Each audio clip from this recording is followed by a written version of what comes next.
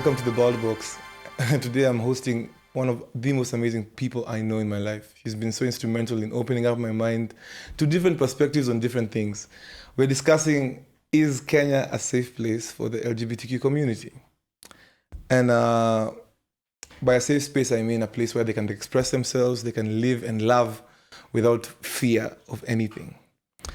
So with no further ado, let me welcome my guest, Makena. What's happening, Bien? I'm good. Kofiti? Would you introduce?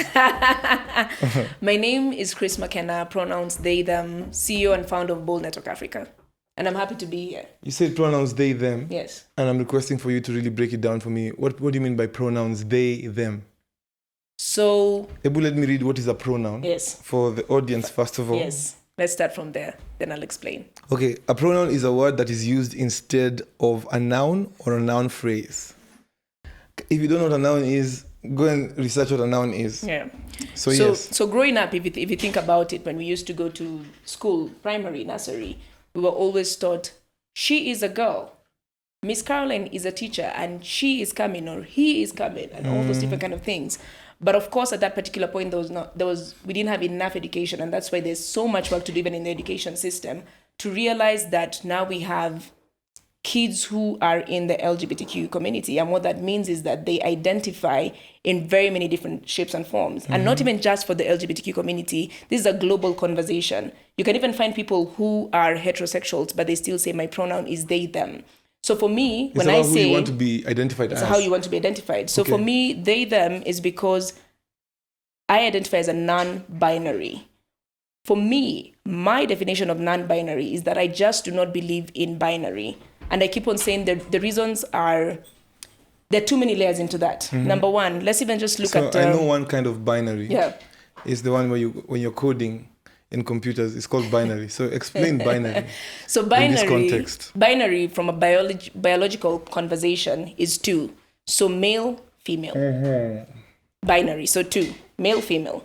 So for me, when I say non-binary, I just do not believe in the binary conversation and even how it's used. Because even when you go down to, if today you're applying for a job and you're a woman and I write Christine Njeri, there's so many corporate offices who are going to kick out my application just because they've already decided that this job they want to give it to a man. Yeah. So what if we as human beings, not even just the LGBTQ space, start to kill binary because it's even been used to abuse both men and women just from that. Yeah. Like it's bien, he is coming. And there's a woman who's just like, no, we're not giving a man this job.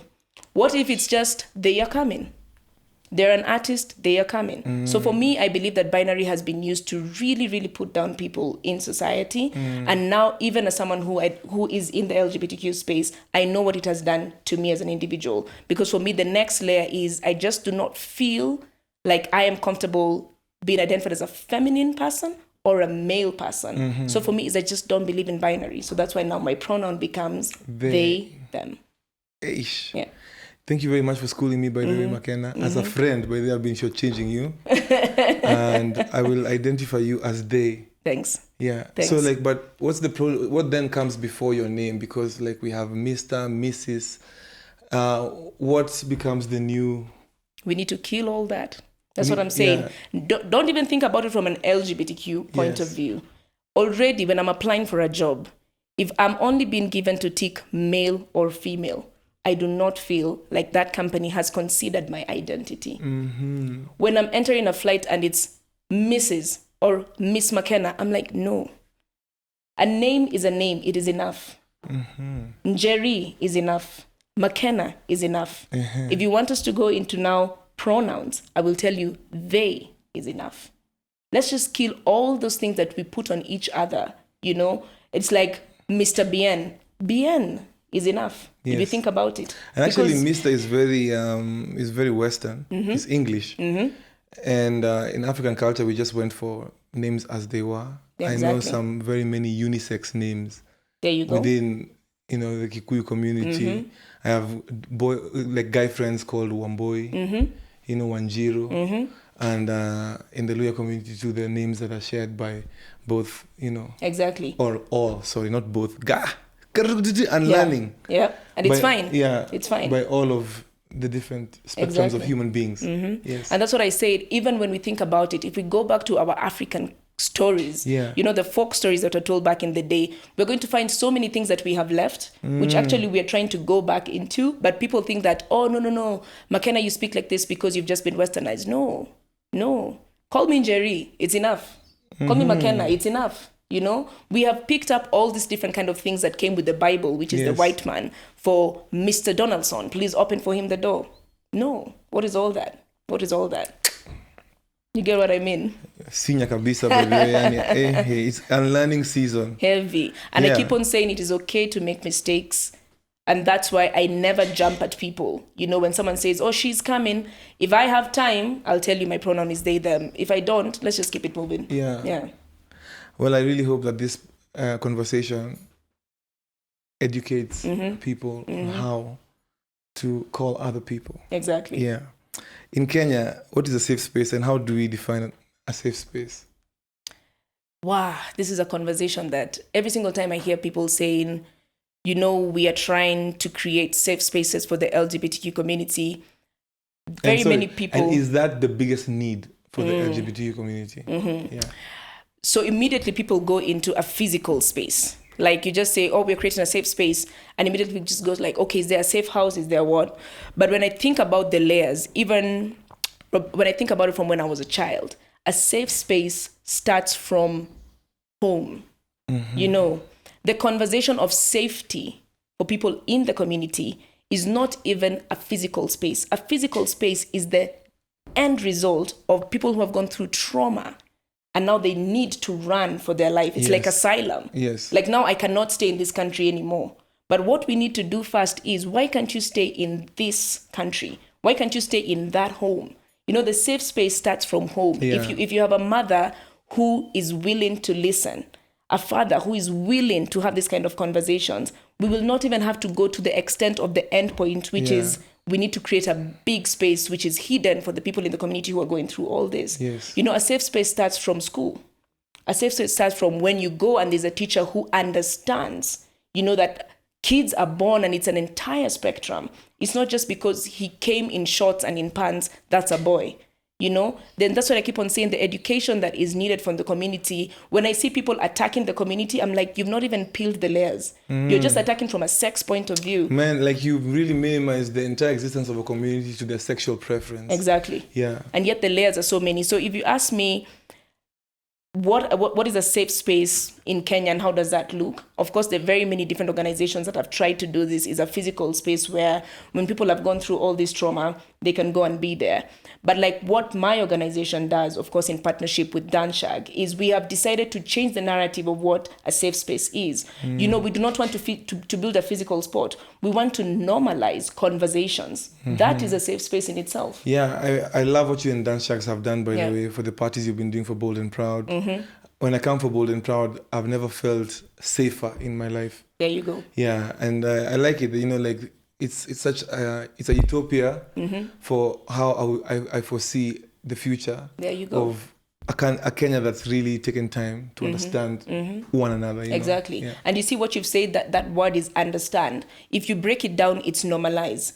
It's which we can exist in one room and we do not even need to think about, are those gay people seated there at the corner? Yes. We need to normalize it. You get it? Yeah. I want to see married people in there. I want to see married gay people in there. Yeah. I want to see people who are single and they're heterosexuals. I want to see people who are single and they're homosexuals. We can all people exist. People who are bi. Exactly. Let's just exist in a space. And for me, that is safety. Because I also want to change the narrative for the people in the LGBTQ space who have constantly been told, straight people hate you. It's fine. It's homophobia. That might have happened, but how do we change the narrative? For the longest time, you've had homophobia coming from the heterosexual people who, or even people in the community themselves, can also be homophobic. Yes. Can also be homophobic. So we do not even just need to put it down to this only comes from the straight people. It's how do we change this conversation, even as people in the community? We host an event called Bold and Proud. We're happy to have all of you, as long as there's no homophobia and we can exist in one room. Ish. Yeah. Gems on gems on gems, by the way. Yani, hey. So I came up with a couple questions. Awesome. Just to guide the conversation. Naiona. Yeah. Naicheki. And today, like, I honestly feel like this is a day for me to learn. So I'll be listening a lot. Yeah. And I want to leave this place having left a space where people empathize, understand, and are more willing to just interact with the community in a deeper level.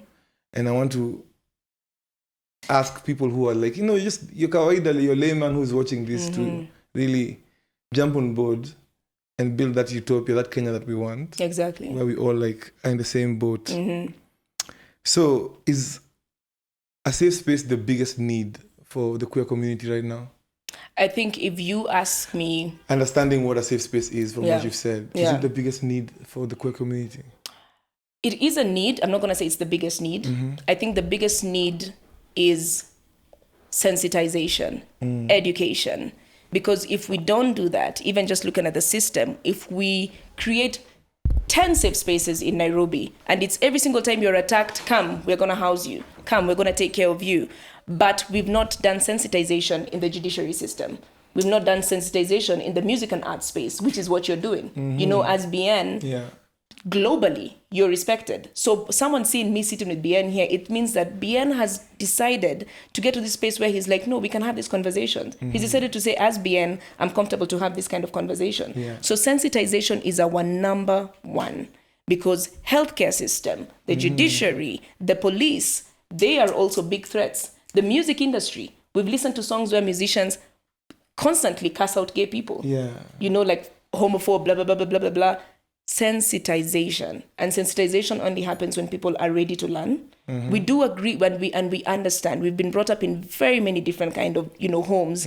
But you have to get to a point where you say, okay, where is the world going? And where do I want to be 10 years from now? Do I still want to be that angry man who is constantly homophobic towards other people? Or do I want to start opening up my mind, man, woman, and I've already used binary and I don't believe in it.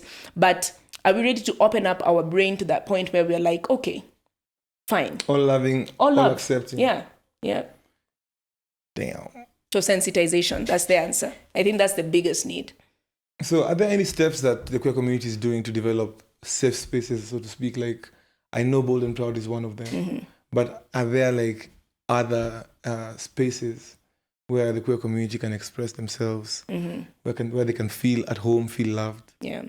I know other organizations who have done the work, organizations like GALC.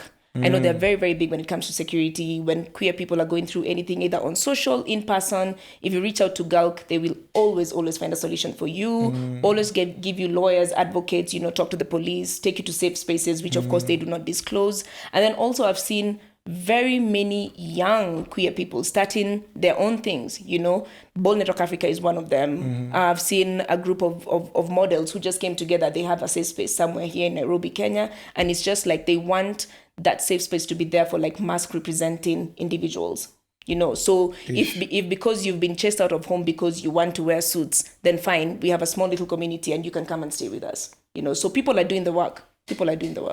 And do you think the safe spaces should be a responsibility for the community or for Kenya in general? I think it should be Kenya in general. We should, as a nation, start to speak about, even now that we're about to choose a leader who's going to govern us for the next 5 to 10 years.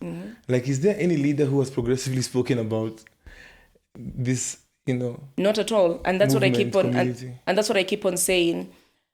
Even for the queer people who live in this country, we have to educate ourselves to that point where, fine, I'm going to the ballot to vote. I'm going to a governor, a senator, the president. Have we challenged them enough to say, we want to see your manifesto and where are we included? There is no inclusivity. There's nobody who has stood at a platform and say, in fact, they always say it. I'm here and I'm going to protect all Kenyans. But really, is it all Kenyans? It's not all Kenyans. Is it really all Kenyans? No. If we start asking them the question, what have you done for the people who are in the community? We cannot keep on saying that this is a non-issue. It's not a non-issue. It's embarrassing. We cannot keep on just saying this is a non-issue. This is a non-issue. Excuse me, Makena is a Kenyan. I'm going to vote. I cannot be a non-issue at all. Yeah. So do you think the concept of being non-binary is killing gender, because, you know, like, I'm proud to be a man, as I know a lot of people are proud to be women. Who you are in terms of that binary sense really is your identity. And if you're non-binary, maybe you started out with one identity and then you flipped to what now where you really found yourself. So is that killing gender in a negative way? And that's I think that's why I say, for me, you know, there are people who you're gonna ask, oh, you're non-binary, what does that mean for you? Their answer is gonna be very, very different to what my answer is. You get? So that's what I said. For me, I just do not believe in binary. I just don't believe in it. I believe at looking at bien, and it's bien. You know, it's not this man who society is like, oh, he's a big man, of course, so of course he comes with power, or this is a woman, we can take advantage of this small little girl. So for me, that's why I said for me, and I still respect how everybody, if Bien says, my name is Bien, my pronouns he, him, I respect it. The same way I want you to just respect how I look and how you want to be referred to. How I want to be referred to. Okay. Yeah. So I don't want to kill gender at all. It's just why I am non-binary. All right. Yeah. What do you think is the first danger trigger to the LGBTQ community in our society? Layers. I can answer it in very many different layers. Is religion one of them? Absolutely. And it's because of how religion has been weaponized to constantly attack people who identify as gay people. So for me, of course it is a threat. I've said this so many times. I'm a Christian. I love going to church, but I stopped going to church the moment when I came out, because immediately I walked into church and I did not feel safe anymore. Wow. Because from the priest, the women, the choir, the people who are sitting right next to me, it's just like, what are you doing in church? And we watched your TED Talk 2 days ago. You get? So already, and when we were growing up, we were always told that church is a safe space. But it changes immediately when you start living your truth. Immediately. You get? So I would comfortably still be going to church if there was no judgment. But religion has been used to weaponize completely. Religion, the law, so that's why I said it's going to answer them in layers. Yeah. Religion is one of them. The law. I keep on saying, Bien, we sit here and we read section 162, section 165. And what that law has done, in Kenya, it's not illegal for me to openly say that I am gay. That's why I stood on a TED Talk, on a TED stage, and I did that. Nobody's ever arrested me. It's not going to happen. It's not illegal. It's not illegal for you to exist and be with your partner at all. The law, which is so vague, and that's why we keep on saying they just need to drop it. It's so vague. It's carnal activity. Carnal activity. So if you are a heterosexual man who is having carnal activity with your wife, it's illegal in Kenya. All right. You get it? Yeah, because carnal activity is illegal, period. Yeah, period. But what have they used? What have they done with that law? They have weaponized it. That's why I will walk into a police station and the police immediately are not going to attend to my needs as a Kenyan because they're like, wait. You know, those things that you're doing, they're not accepted in this country. I'm like, me existing and saying that I'm gay and living, no, there's nothing wrong with it. Yeah. So people first have not studied, people have not really taken time to understand what that law means. And then now, because of lack of information, lack of education, people in the community live with a lot of fear. And that's why every single time people in the community even reach out to me and they say, for example, my partner has been abusive, I tell them, go to the police station. And they go and they say, no, but the police themselves are going to try and harass us. I'm like, no, you are within your right to go and say, I have been physically abused by my partner, who is a woman. And yes, I'm a woman. I need an OB. Wow. Yeah. So we have used the law to weaponize and encourage homophobia in this country to a level that I just do not get, you know? Yeah. And that's why I keep on saying, the biggest power that we can give to the community, if I had the money, I would educate them every single day. Take them to university, make them big bosses, make them understand their rights, you know? Because immediately from when they're kids, their parents just go like, you've been suspended 3 times, pendi masomo, we're not going to take you to university. So you find so many people out here are struggling, and it's just because they've not been empowered. Yeah. Just because they haven't been empowered. How is it coming out for you? Oh, sorry, have you finished with the layers? Yep, I think so. Yeah. So it's that. So it's religion, the society, of course, constantly homophobes everywhere, the law weaponized. So I think those are the layers that I can. I can also say that colonialism has a lot of effects on that. The white man. Though people blame, the Africans have been taught to blame the whole LGBTQ movement on the white man. Yep. Like we've been taught to look at it as if it's a very Western concept. I can tell you the truth. I always joke about this. I'm like, if the white man who made that law, if right now we're just gonna bring him back, we're like, what did you mean with this? He's just gonna say, in our times, I just did not want to see people having carnal activity. It was not to get to this point where people are actually being killed. Like growing up, the first place I ever encountered homophobia was in church. And it was preaching the story of Sodom and Gomorrah and how the city burned down.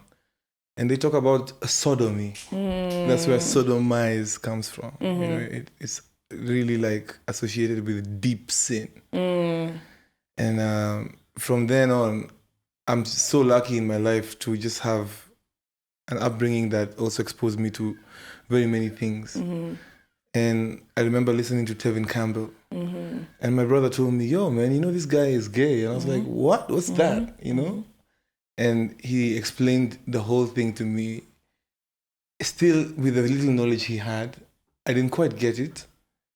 But I just wanted to ask you, like, growing up, how was it for you? And when did you come out? And how was coming out? Like, what goes on in your mind the night before you come out?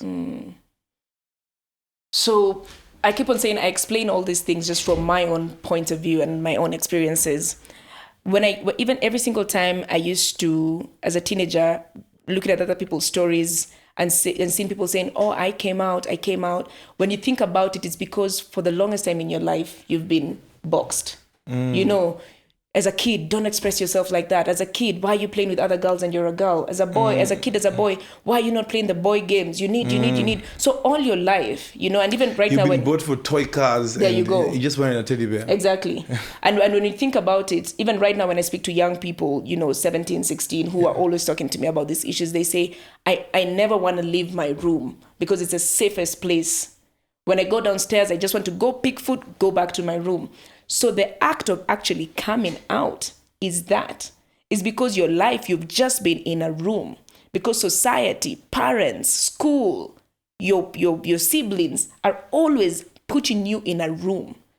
And so when that time comes, you're just like, I want to come out. And that's why I don't care. And when you ask someone, what is coming out? How do you feel? Okay, you have come out. How do you feel? I'm going to tell you from my own experience. Of course, I was outed in public without my car was vandalized and it was talked about on Twitter. Was that the first time it happened? That's the first time it happened. Damn. Talked about on Twitter for, I think, over 3 months. And now everybody now just started saying, yeah, but this Makena, blah, blah, blah, journalists working for the BBC, they're gay, blah, blah, blah, blah, blah. It hurt me for so long, but it's because I had never taken power back to say, this is my story. By the way, I can own it. And by me owning it, because I want to start such a powerful platform like Bold Network Africa, I'm going to come out. And my coming out was when I did my TED talk, of course, the TEDx talk. And for me, immediately when I left that stage, because of course I prepared for very many months before I hit that stage, something was lifted off my chest because I finally owned my story. I finally said, this is who I am. This is how I identify, and I am happy with the person that I am, you know, and I just want to live like everybody else who has not had to be locked up in a room, whatever that room looks for you in your mind, you know. You've always existed. As BN, you've always walked into supermarkets and you're just like, yeah, I'm here to shop. But as Makena, people do not think about the layers. There are times that I only used to shop at night because during the day, there's so much judgment. I don't want to meet someone who is like staring at me, why are you wearing a suit? Why are you like this? Why are you coming in with your partner? You know, people don't think about the layers. People just go into that thing for, this thing is wrong. The Bible says, come on, guys. Like, yeah. So how would you want your parents to react to your coming out, for example, to your 17-year-old self? Yeah. I think my answer will be, I hope that my parent at that particular point has not contributed to my trauma of me being locked up in whichever room that I have to first come out. Jesus Christ. I hope that my parent has created such a safe space at home that I can start expressing myself from a very young age. That you don't have to wait till you're 17. And I don't have to be thrown into conversion therapy. And I don't have to be told, go talk to your grandfather because there's something that is happening here and we want to change it. What is conversion therapy? Conversion therapy is when parents, society, organizations decide you were born as a woman. What is this thing you're starting to tell us? That now you want to start wearing pants or now you want to start wearing suits. No. You're forgetting who you are because we can see from your body presentation that you're a woman. So please go see a therapist who can convert you back to who you are because this is how you were born. Therapists, more often than not, prayers, religion, all those different kind of things. Yeah. What people forget is that how someone is born is just the physical. Gender identity is how someone feels, your being, how you want to be presented, how you want people to look at you. And that's why you start expressing yourself through very small things like fashion. Yeah. For me, fashion was my biggest number one flag for my parents. My mom is just like, on Sunday, you wore that, you wore pants. Please, next Sunday, wear a dress. And I always used to dread that Sunday where I'm supposed to wear a dress. Damn. Hey. But also to answer your question, if that has happened and maybe still parents are like, they never understood and now you're 17 years old and you want to still come out to your parents, I always say, do not wait until it's too late. Trauma is a pile-up of things. Yeah. You've piled it up from when you were 8, when you were 9, when you started knowing yourself, and then you're just waiting, let me leave home. What you're coming to deal with after you've left home is all that burden that you've carried, But also I always say, be safe. You know your parents, you know your environment, you know if it's safe to come out to them, you know if it's safe maybe to come out to your auntie. So always think about yourself first, but also don't wait for too long. Because what you now need to unlearn because of what you've carried for all those years, trying to please other people. Yeah. Now you have so much work to start loving yourself all over again. Yeah. It's a lot of internal work. A lot. You mentioned something about this thing my head. I wanted to ask you. Sorry, I have a question actually from Imor here. The question is, you have a son, you have a daughter who is 7 or 8, and without them even knowing their sexual orientation, they've just asked you, mom, dad, or they, what is homosexuality? What is LGBTQ? How should I express that to my child in a way that will leave them feeling like they've understood and they love? Not without giving them what I was given, which is like, that is a cardinal sin, like, don't do that. So how does the modern day parent explain gender? Gender and binary people. Yeah.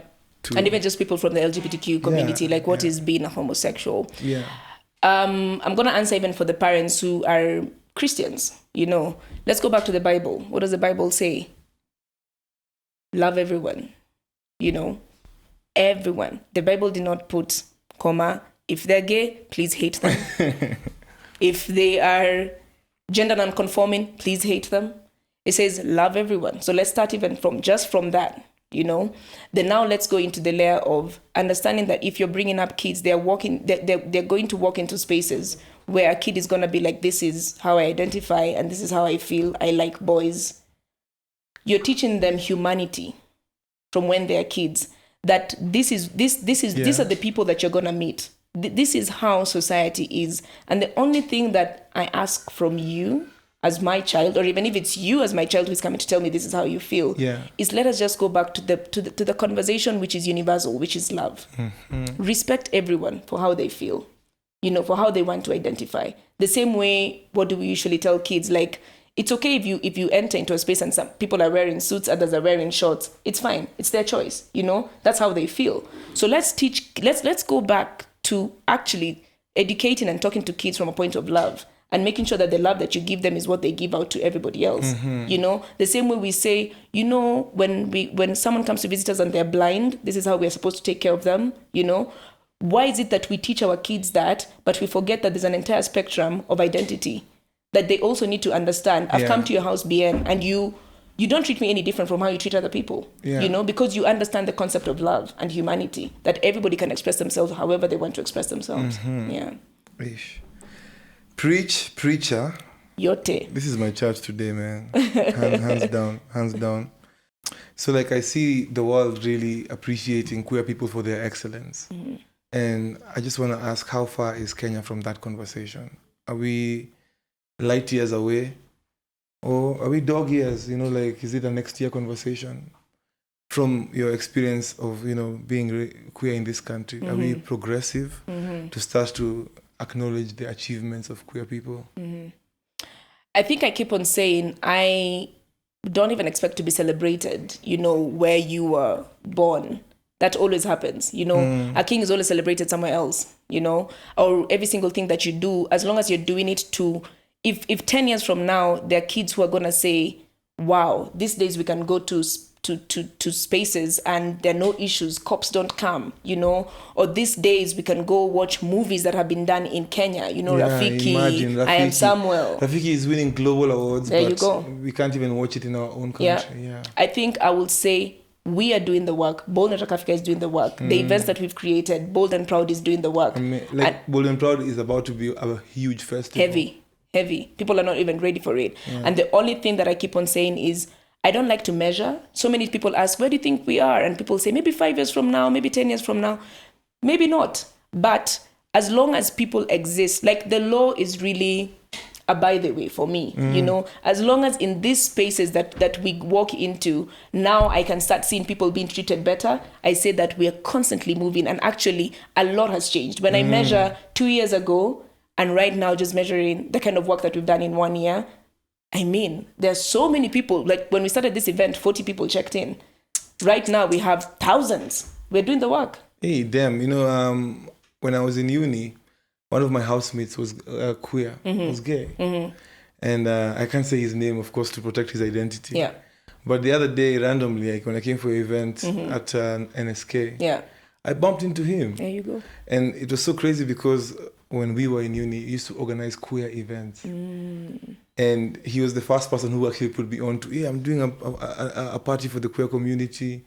Going for those parties, that's where I learned more about empathy and how to relate with my queer peers. So like, it's good to see that you guys have gone full circle. I was happy to see him at your event because like, I was happy that he had now found a place that he had been trying to create for such a long time. He was always trying to create safe spaces and he had found a safe space. So yes, I agreed that we're making steps and I'm happy to see the steps you guys are making. There's nothing that is worth doing that doesn't have challenges. So when you spoke of 10 years from now, the future generations that will come, queer and straight and whichever like orientation they are, they'll definitely appreciate what the Bold Network is doing. Yeah, you guys will go down in history as cool people. Where does the queer community stand with our past as Africans? I just saw that Ghana has now made it illegal to be queer. And I'm looking at Kenya where it's a non-issue. Is it because, where do African values come into the picture? And as Africans, have we ever had queer people among us in history? Yeah. I think what we can do in Africa, in every single thing that we do, can we go back to our African roots? Let's look at your album. You know, you went back to the African roots. You said, Rumba, you know, we're going to put it back there. And we're going to open our minds to remember what our actual roots were and infuse them even in music that is happening right now. How about we start having these conversations? And actually, we are trying to do that even with Bold Network Africa, to start having open conversations about kings and queens who existed back in the day, who married women and who married men here in Africa. And they're there. How about we go back to that time and what that actually meant and try to mirror it and infuse it into our experience right now. Yeah, because South Africa has a very interesting culture. Like gay people actually have traditional weddings in South Africa. I think that I admire because it is so, it is a way of like, I think culture is not static. Culture should also grow. And I believe that if we were led to, you know, continue without colonialism tampering into our society, then there would definitely be room for queer people. Exactly. Because at the end of the day, we were very one with nature, and we've always been good, kind, giving. Yeah. And we never looked at people from that spectrum of, oh, that's a woman. Yeah. They've married another woman. No, it was normal. Like, very normal. Actually, and in Matilageni, I had something about a wife marrying another wife and another wife, like something like that. Yeah. And you see, it's when we start putting up those walls that we create fear. And when what you fear, you attack, because you don't know it. So that's I don't know what that is. It looks new. How about we just go back? In fact, I keep on saying, put a wall on this whole westernized conversation. Let's speak as Africa, as a continent. Let's go back to our roots.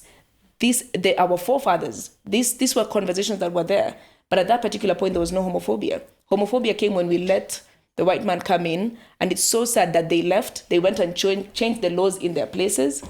And left us in a... And then they left you guys, and now they're looking at you guys going like... You're crazy. Yeah. Yeah, I think as an African, it's progressive for us to also progressively grow our culture. Yeah. I'm looking forward to traditional weddings in LGBTQ, traditional weddings within the LGBTQ community.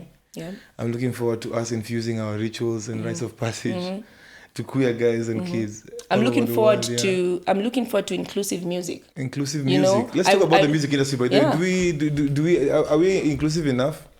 No, I think so. Me and my business partner, who is your wife, Chiki, we keep on saying we want to have a playlist. Every single time it's Pride, people it's always Western music, because it's them who have done this. They've created inclusive music. They've created music that speaks to the gay man. They've created music that speaks to the lesbian. But what are we doing in Africa? I don't think, because when I'm writing my music, I'm not writing it to speak to any particular,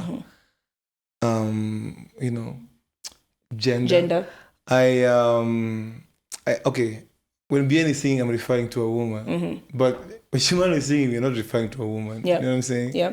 And I feel like more will come. I'm definitely more inclined to adding like a lot of dance elements of voguing in our representation. Shimano's song Friday Feeling had me leaving that so inspired. I love how everything in the video shoot went, and I hope the audience will appreciate the arts too. And what did I want to say to finish this? Inclusive artwork. People when you're inclusive about artwork. Inclusive artwork in the mix. Yeah, I want to have a playlist where it's June and most of the artists who are there are Africans and they've sung songs. I could argue that Mbwembo is of course it is. It's for of course it is. Everybody. Yeah, and that's what I keep on saying. The work is being done, but very few artists think from a lens of inclusivity. Oh, okay. Yeah. And I promise to be more inclusive in my art. Thank you. Yeah, like you really opened up my mind, and I hope everyone who's watched this has gotten the nourishment that I have. Yeah. Think about it and think about it and say, if two women were getting married today, and I have a track that I've recorded, will this song still speak to them and speak to their love? Think about putting a gay couple in a wedding music video. Exactly. Imagine if there you go. There you go. Wow, that would break the internet. What do you think of Lil Nas X? I love them. I don't know what their pronoun is, so let me use them. Yeah. Umesema them nikaanza kufikiria are they a group? Okay. Like how many are they? No, I love them. I love what they're doing, for the music industry. They just came in and just, all disrupted, and I know that's even what Shimano is going to do with his album, and we are here for it and can't wait to see all that love, all that inclusive thinking, him finally feeling like he can sing from his soul about his stories. I'm so proud to be I'm so proud of Shimano, and I'm proud to be in his journey. Like, I'm proud to be associated with him in ways that I can't even explain. And he's really made me a better person. Awesome. Yeah, so I'm really grateful for that. We've come to the end of this session, but before we go, I want to give you a gift. Oh, thank you. Because I love you. Thank you. And I love you even more. Yeah, man. And have you told people that we share a birthday? Yes, okay. Makena and I share a birthday, 28th December, Capricorn. Heavy Capricorn. Yeah. But what are you doing for our birthday? Hey, that one tuonge kando. Has to be a concert. It has to be heavy. Concert. I'm actually doing a concert on the 28th of December in Mombasa. It will be a Bald Men Love Better affair. Heavy. Hey, now these bald men love better. I didn't think it through, man. No, it's okay. No. It's okay. But, bald men love better. Yeah. It's not about that kind of love. It's about bald men are the love and the light in the world. There you go. So as a bald man, if you're watching this, it is up to you to make sure that you're consistently being the love and the light. And I've also seen mask-represented women on TikTok actually doing the bald man challenge because they shave their hair down. And they feel like that because maybe they feel like they want their energy is more masculine and they're like, I vibe with this song. Bald people love better. Ish. All right. Yeah. Thank you so much, Bien, for having me. Thank you, love. I love the fact that you're always so progressive in your thinking, so open to always have this kind of conversations. Thank you. Yeah, so I'm also honored to be part of this conversation and your podcast. Ish. Until next time. Until next time, Manzi. We'll be live. This will be live worldwide across all platforms. Heavy. And yes, I'm looking forward to all of you growing. Boom. Yeah, bald men out.